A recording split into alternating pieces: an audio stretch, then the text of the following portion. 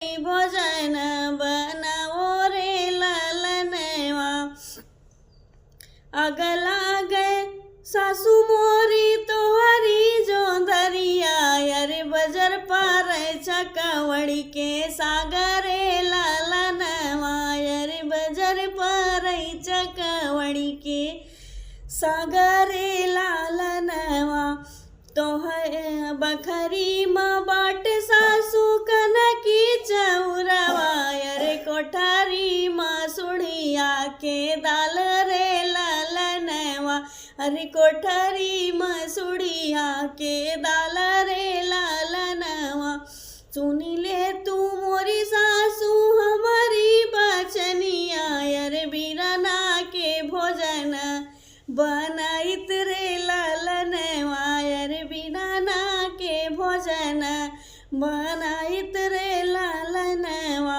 जेवन बैठे हैं सारू बहनोइया, अरे भैया के ढुरकाइया सुरे लालनवा, अरे भैया के ढुरकाइया सुरे लालनवा।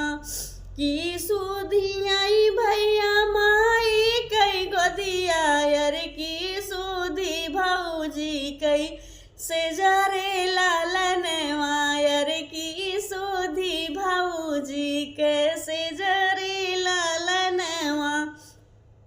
नहीं सुधी आई बहिनी माई कई गोदिया, अरे नहीं सुधी धनिया के से जरे लालनवा, अरे नहीं सुधी धनिया के से जरे लालनवा।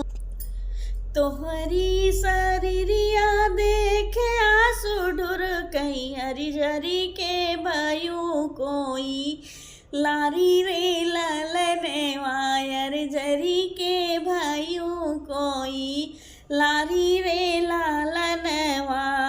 ई दुख जिनी कहा बाबा के अगवा, अरे डोलिया का हर लाई आई है रे लालनवा, अरे डोलिया का हर लाई आई है रे लालनवा। ई दुख जिनी कहा माई के अगवा, अरे अंगना में बैठी के रोई है रे लालनवा, अरे अंगना में बैठी के रोई है रे लालनवा। ई दुख जिनी कहा भौजी के अगवा, अरे हंसी हाई राम रसोई रे लालनवा, अरे हंसी हाई रसोईया के बिचारे लालनवा।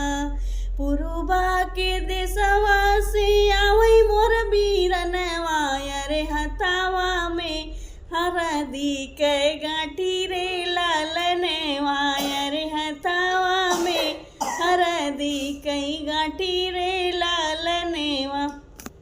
तो फ्रेंड कैसा लगा आप लोग कमेंट में ज़रूर बताइएगा।